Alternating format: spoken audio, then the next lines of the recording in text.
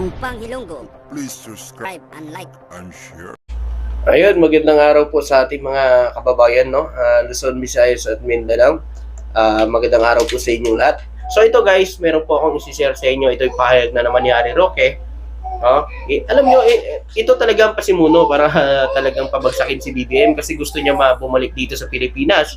Hindi siya makabalik. Kasi alam niyo kung bakit, mga kababayan, dahil sa kaso niya. Ito, pakinggan niyo pong sinasabi niya. Ayan, Ayan, nagpahayag na naman po si Harry Roque, mga kababayan. Ito, pakinggan niyo po ang sinabi niya. Kasi kung totoo po yan, matagal ko nang pinabagsak itong gobyernong ito at hindi na ako ngayon nasa asylum sa Netherlands. Sabi niya, kung totoo daw yan na siya daw ang dahilan ng pagpapabagsak sa gobyerno, matagal niya daw pinabagsak si BBM. Aba, matagal yun ang gustong pabagsakin si BBM. Hindi lang nangyayari kasi hindi nyo kaya talaga. Hindi nyo kaya, kaya ngayon, ginagawa nyo yan, inuunahan nyo na ang taong bayan na sinasabi ninyo. Alam nyo mga kababayan, pag hindi nila makuha yung gusto nila, mauna na agad sila pahayag, mga kababayan. Tulad nito, binabaliktad nila ang sitwasyon, di ba? Alam mo, ikaw, Harry Roque, kung talagang sincere ka sa ginagawa mo, gayahin mo si Leila de Lima. Hinarap ang kaso na pinail niyo noon. At ngayon napawalang bisa siya dahil puro gawa-gawa ang kanilang ginawa niyong kwento kay Leila de Lima. Nakawala siya ngayon, nakalabas, ngayon sisisihin niya si BBM. Alam nyo, hindi kasalanan ni BBM yan kung bakit nakalaya si Leila de Lima. Kasalanan nyo yan.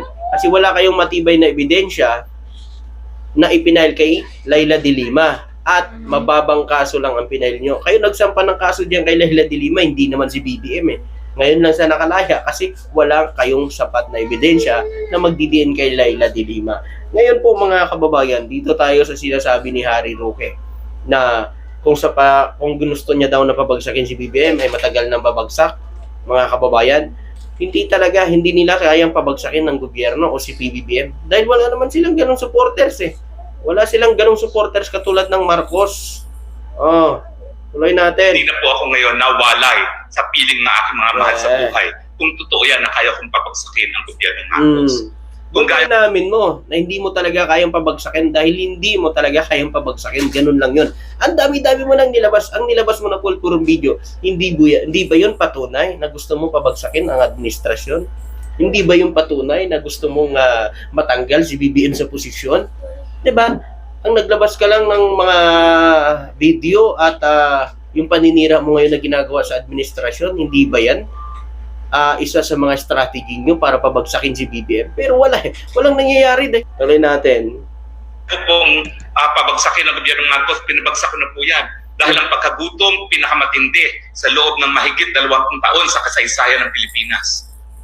Anong gutom? Anong sinasabing gutom nito ni Harry Roque, mga kababayan? Kumbaga, ang nangyayari sa inyo, ibinabato nyo ngayon sa administrasyon. Binabato nyo kay BBM lahat na nangyari noon, nung panahon ninyo na nasa posisyon pa kayo. Pero ang totoo talaga, hindi nangyayari yan sa panahon ni BBM. Tingnan nyo na lang pag may mga kalamidad. Agarang aksyon, agarang tulong. Meron ba tayong narinig na nagreklamo na wala silang, nagugutom na sila, wala silang makain, wala pang ayuda na natanggap sa gobyerno? Meron ba kayong nabalitaan yan? Wala kayong nabalitaan yan dahil lahat yan, agaran tulong ang ginawa ng gobyerno para sa mga nasasalanta ng bagyo. Pero sana ngayon, wag na maulit kung ano man ang nakaraan na nangyari. Sana wag na maulit yon. No? Tuloy natin yung sinasabi ni Harry Roque. Kung kaya ko pong pabagsakin ng Marcos, gagawin ko na po yan, ginawa ko na po yan. Bakit? Dahil tayo po ngayon, kinaladkad niya sa kuko ng giyera. Kuko ng giyera na naman daw, mga kababayan. Kinaladkad daw siya ni BBM. Hindi ba dapat? Tanungin mo ang sarili mo, bakit ka dumating sa punto na ganyan ang nangyari sa'yo? Di ba dapat tanungin mo yung sarili mo? Diba? Kung wala ka naman palang kasalanan, bakit di mo nalang harapin yan? Panindigan mo na wala kang kasalanan. Umuwi ka rito. Kasi alam mo sa sarili mo, abogado ka . Abogado ka at alam mo kung paano mo dipinsahan ng sarili mo. So, ibig sabihin, alam mo rin na wala kang kalaban-laban kasi totoo lahat ang mga akusasyon sa'yo. Dahil abogado ka, malamang alam mo na yan. 'Di ba? Kaya ako nga tumakas eh. Hindi mo hinarap yung mga kaso mo eh. 'Di ba? Ngayon, yan ka nagsasalita, kasama pang illiterate mong kasama diyan na babae.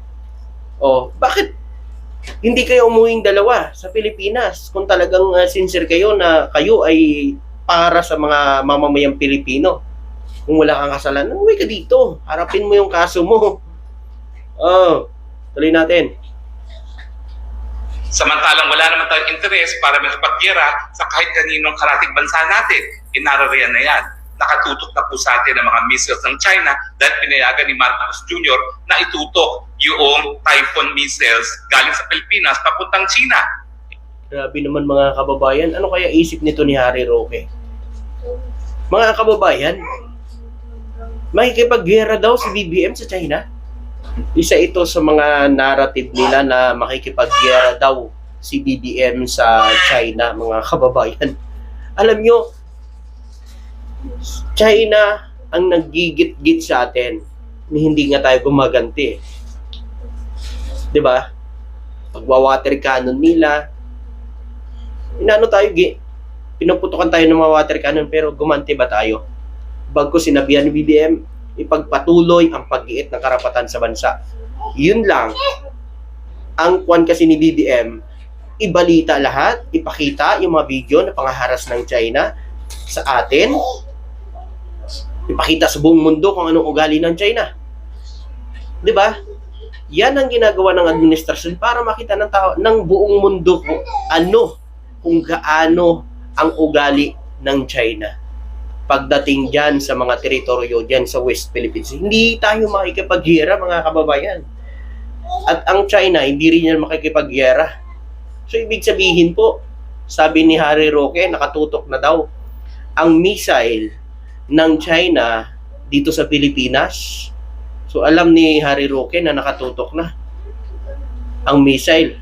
Ibig sabihin, mga kababayan, may connection siya sa China. Kasi nakatutok na daw eh. Ibig sabihin, alam niya, mga kababayan, na nakatutok na sa China, nakatutok na ang mga missile ng China dito sa Pilipinas. Bakit naman? Mali ba ang ginagawa ng administrasyon na igiit ang karapatan natin dyan sa West Philippine Sea? Mali ba na ipagtanggol natin ang karapatan natin sa ating mga teritoryo sa West Philippine Sea? Na ang dapat na para sa atin ay tayo ang makinabang? Mali ba yun? Hahayaan na lang ba natin na iba ang makikinabang sa atin sa teritoryo natin dyan sa West Philippine Sea? Gagayahin ba ng administrasyon ang ginawa ng FAST-admin na hinahayaan lang ang China? Mga kababayan, atin yan. Dapat lang na manindigan tayo. Dahil ang ating mga bayani na nindigan dyan pagdating sa West Philippine Sea. O, tuloy natin yung sinasabi nito. Ito po yung same missiles na naging itcha kung bakit nagkaroon ng kamuntik na magkaroon ng nuclear war. Kung ako po ay kaya kong papagsagin ng gobyerno, ginawa ko na po yan. Dahil terrible na po ang nangyayaring panunupil sa kalayaan ng malayang pananalita. Sininimulan po yan sa pagsasarado, pagtatanggal ng prangkisa ng SMNI. At ngayon, yung pananakot at pagpapakulong sa mga vloggers natin. No? Ibig sabihin, hayaan lang sila kahit fake news, kahit ginagawa nila, binubulag nila ang tao sa fake news, sa hindi katotohanan, okay lang. Ha? Mga vlogger yung mismo nagsabi, fake news sila eh. Inuutusan sila. Ngayon, bakit? Parang gusto mo pa talaga, no? Ayun sa bagay, basta mga didilis talaga, yun ang kagustuhan para lang talaga pabagsakin si BBM. Yung pulburon video na yun, sinabing fake news. Mismo si dating yung vlogger ang nagsabi na kagagawan mo yun, yung pulburon video na yun. Kahit magharap pa daw kayong dalawa. Bakit hindi mo anuhin yung hamon ng kapwa mo vlogger dati? O kapwa mo DDS dati? Na hinahamon ka ngayon na umuwi ka dito sa Pilipinas, kayo magharap na dalawa. Bakit hindi ka humarap? Dahil totoo, ano? Alam nyo, mga kababayan, ito lang masasabi ko, kung talagang sincere sila at makabayan sila, makapilipino sila, tapusin nilang termino ni BBM. Pag natapos termino ni BBM, tumakbo sila ulit kung magugustuhan sila ng taong bayan, at kung gustuhan sila ng taong bayan, bahala sila. Diba? Kasi majority sa mga Pilipino, pinili sila. Paano kung hindi? Diba? Kung iba ang nanalo, dapat suportahan. Diba? Okay, ito tuloy natin. Kahapon nga, 4 namang vloggers ang pinakulong. No? Si Mark Lopez, si Sas, si Dr. Loren Badoy, nakalimutan ko kung sino pa yung isa. Pero syempre po, yan ay bukod pa doon sa mga tinuntit na nila na nakasama na po ako doon. Kung ako Alam nyo, hindi naman kayo makukulong o hindi kayo makukontem kung talagang may ebidensya kayo. Eh wala nga kayong hawak na ebidensya, wala nga kayong mailabas o patunay dun sa mga akusasyon ninyo sa presidente o sa mga inaakusahan ninyo eh. Sa mga sinasabi ninyo eh. Tuloy natin sinasabi ni Roque. kung hindi kapangyarihan mapagbagsak ang ating gobyerno, pinabagsak ko na po yan. Bakit? Dahil matindi na po ang korupsyon sa ating gobyerno. Nagmumula na po sa pinakaulo hanggang sa baba. Sinasabi nilang korupsyon. Patunayan nyo kasi yan para pakita nyo sa taong bayan. Kasuhan nyo si BBM, kung talagang may ebidensya yung sinasabi yung korupsyon, patunayan nyo yan. Di ba? Di ba dapat ang tanong dito sa inyo, eh asan nyo dinala ang mahigit 8 trilyon na inutang nyo sa panahon ni Duterte? Saan nyo dinala?